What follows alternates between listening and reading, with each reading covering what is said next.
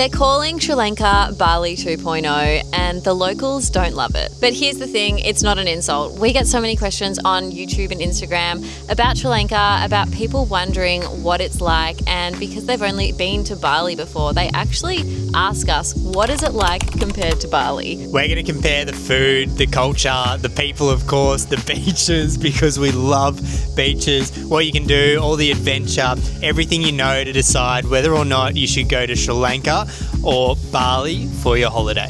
So to kickstart this video, we're going to compare something that's really important first up, and that is the safety. So Bali is incredibly safe and tourist friendly and has a very low crime rate. Solo female travellers feel safe in most areas, and I can vouch for this too. When I was out and about on my morning walks, I didn't feel threatened at all. Very safe around the men and the women, and just around how busy it was as well. Yeah.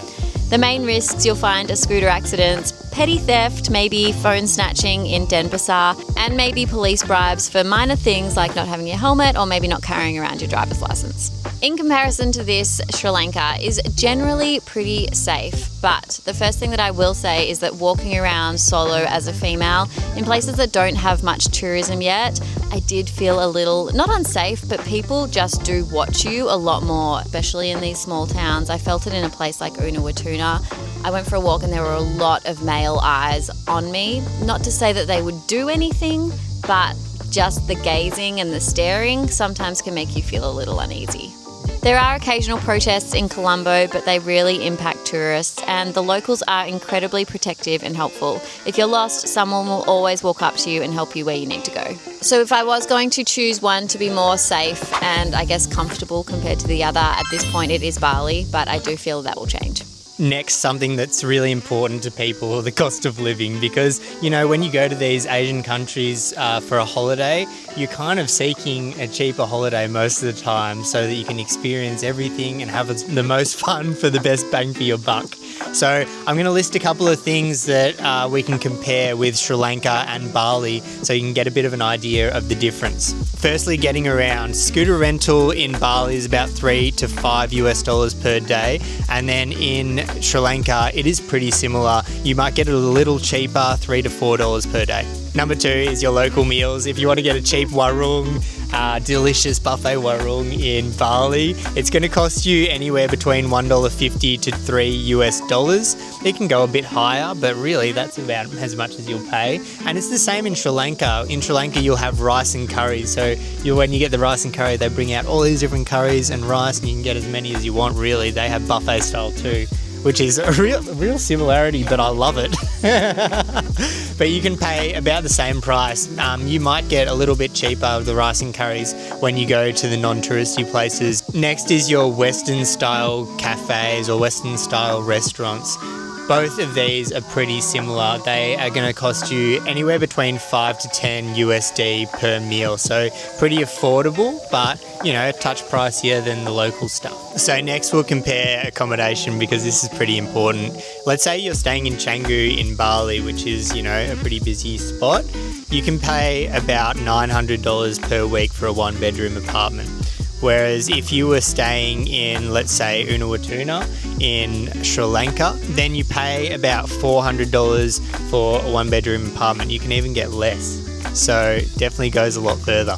And then another one is gyms and activities. So in Bali, obviously they've had tourism for quite a while and they have some pretty awesome equipment and gyms and classes and everything, but you are going to be paying for it. So for a week, we paid about $100 each for a gym pass in Bali, and then in Sri Lanka, I think one time we had to pay $100, but we got a month. And then in other places we paid about, you know, $5 or less a day, maybe $2.50 a day. $2 a day, so really, really different. So for this one, Sri Lanka will win. All right, next up we are comparing the local food. Now, if you're coming to any of these countries, you have to immerse yourself in all of the amazing food. We're going to start with Bali, because I was actually really blown away when we went to Bali.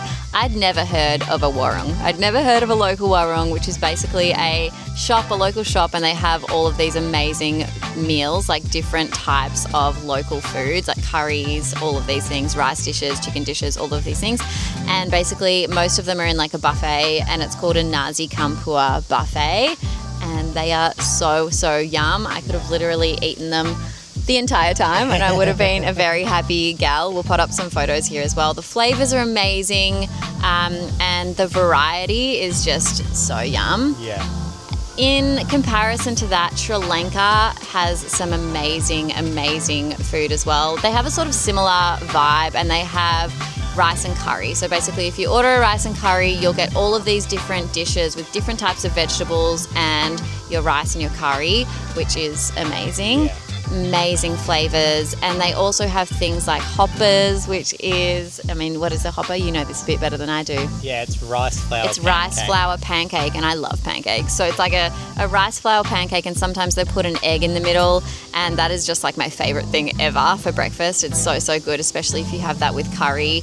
And then they also have this thing called kottu, which is like chopped up roti bread with different flavors as well, and I just love roti bread. So personally, from my experience, I prefer the Sri Lankan local food. I think you get a bit more variety. You get amazing curries, which I love, and of course the hoppers just take the cake every time. And I just have to add though, Bali has one of my favourite curries ever, the beef rendang.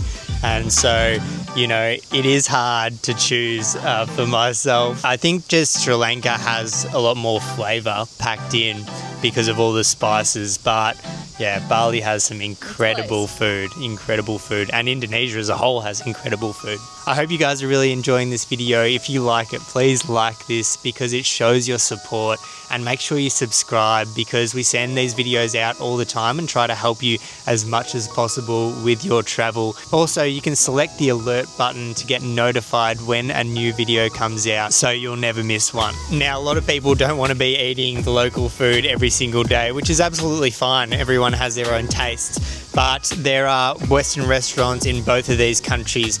Bali knows how to do Western food, sometimes better than Western countries, I have to be honest. We had some incredible brunches there, and Melbourne knows its brunch, but it is almost Comparable. better. I'd say better. We went to this place called Sensorian for brunch. It cost us like $8 to $10 per meal, and it was beautifully presented, plus absolutely delicious. So 100% Bali knows how to do this. Sri Lanka, on the other hand, because they are pretty fresh to tourism, because there's been lots of things going on here, and it's been hard for the tourism to pick up, the Western food just isn't up to the same standards as Indonesia. And it's not their fault. I think they will definitely improve over time, but for sure Indonesia and Bali takes the cake. Now let's compare probably one of the most important things that you're going to come to these countries for. And I apologise if Tice keeps looking behind us the entire time we're watching for the monkey to sneak into our room. There it goes. But the beaches. So in Bali, you are going to find a mixed range of beaches. Some of them have black sand because of the volcano ash nearby. In places like Canggu, if you're into surfing though and you want good waves, so intermediate to advanced waves, you're going to want to head to Bali because that's what that's known for. In places like Nusa Lembongan though, you are going to find those beautiful white sand beaches that are just absolutely stunning. So you can find a sort of different range of beaches in Bali. In Sri Lanka though, you actually have these yellow sand golden beaches, which we were quite surprised by. I hadn't seen one of them in a long time. But the sand's not really white, it's this like golden yellow colour, and beautiful beaches, huge palm trees that are overlooking the beaches, and you can surf there as well, but it's probably more of a beginner to intermediate friendly surfing. So my personal opinion, I prefer the beaches in Sri Lanka. I think, you know, the south coast of Sri Lanka is just absolutely stunning, in places like Unawatuna, Marissa, Welagama has this huge, incredible beach, and also Hiriketia is just the most amazing little surf cove. Another main difference between Bali beaches and Sri Lanka beaches is just how busy they are. I think in Bali you're going to find a lot of tourism, so these beaches are really, really busy and there's lots of rubbish. Whereas in Sri Lanka, they're a lot more quiet. We actually went for a walk one morning and we saw a lot of, you know, the locals picking up the rubbish on the beach. And I think they do this every morning as well. So in terms of like cleanliness as well, Sri Lanka takes the cake here. Okay, now we come to people. This is a really interesting one because both Bali and Sri Lanka are quite different. And if you go to Bali or if you've been there to Indonesia as well, the people are extremely friendly and extremely hospitable. You will always be welcomed with a smile, and people are always there to help you out, and they're super kind. One thing that a lot of families do mention when they go travel there is that if they come with babies, they will get their babies taken off them for the whole time while they have lunch or dinner. In a good way. In a good way, because the staff love to, hang out with the kids and everything, which is really, really beautiful. And going to restaurants and going into places, they are super welcoming and super friendly. So we love that about Bali and Indonesia. When you come to Sri Lanka, people are also extremely kind, and actually they will be the first people to come up to you and help you with directions or anything. I think Abby and I were a bit lost getting to the gym one day, and some guy just came from over the street and asked us where we were going and directed us, and that was just fantastic. They also have this thing in Sri Lankan culture, when people talk to you, they'll talk with a smile because it shows politeness. So that is a really beautiful thing. But one thing that you will get is people will look at you because they're interested. And so this can be a little disconcerting to some people when they come over here because they're not used to it. I think, to put it in the simple way, Sri Lanka just haven't gotten as used to tourists as Indonesia has. So because their tourism industry is just kind of booming or coming up now, they're still learning the ropes. They're still understanding how tourism operates and how Westerners or people from overseas want things when they come over here. So for that reason, Bali definitely wins. In terms of getting around in both of these areas, first up, Bali. If you are traveling to Bali, you're most likely going to hire your own scooter, which is very, very easy in Bali. There's lots of people who do it. Alternatively, you can use Gojek or Grab and jump on the back of a motorcycle Grab, or just use the local taxis as well. And because of the small size of Bali, very easy to get around other than the traffic. But other than that, it's very affordable and very easy to jump from place to place. Compared to that though, Sri Lanka is a little bit bigger. So it's going to take you a little bit more time. The local taxis are actually a lot more expensive as well, getting from place to place. Scooter hire isn't as popular. You can, but it's not very popular amongst tourists. One thing that is popular though is hiring your own tuk-tuk in Sri Lanka. And we did this for 2 days, and we originally planned to do this for 8 days because it was very slow, a little bit dangerous and just a bit scary, but definitely an adventure. And something that we would probably recommend you do. So that's a very big difference from Bali as well. They don't really have tuk-tuks, I don't think. And then another way to get around Sri Lanka is the beautiful trains. And if you've got the time and you want to do the scenic route all the way from Ella up to Kandy, it is just stunning. Yeah. Stunning. And the best way to get around, I don't think they have that in Bali. So I think when it comes to convenience and getting around and the affordability of transport in the area, then Bali wins. But Sri Lanka has unique ways to get around, the tuk-tuk and the trains. So I think it's a tie. Now the landscapes, both places, beautiful. We've loved them. Incredible. You have Bali with Ubud and its rice paddies. You have the volcanoes. You have the cliffs of Nusa Penida. You have the beautiful beaches in so many different places around Bali. And then in Sri Lanka, you have, the hills of Allah, the train through those beautiful hills, the rice paddies all throughout the central of Sri Lanka, the beautiful beaches, our favourite beach in Hirakatia, and of course the UNESCO heritage listed rock, which is Sigiriya, and that was incredible to see. But that because of all this variety, there is no way we can choose between the two. Both have amazing things you can see, so they are tied. Things to do in Bali versus Sri Lanka. So if you're looking for a bit of a slower holiday, maybe a bit of meditation, a bit of beach life, a bit of yoga, all of that sort of, maybe a bit of surfing as well, but a relaxed, peaceful holiday, I guess, then Bali is probably the one for you. Even though the traffic is absolutely horrendous, you will have a very peaceful time. With the rice paddies and all of that in Ubud, and there's just lots of yoga, there's lots of cool gyms, it's just a really cool vibe.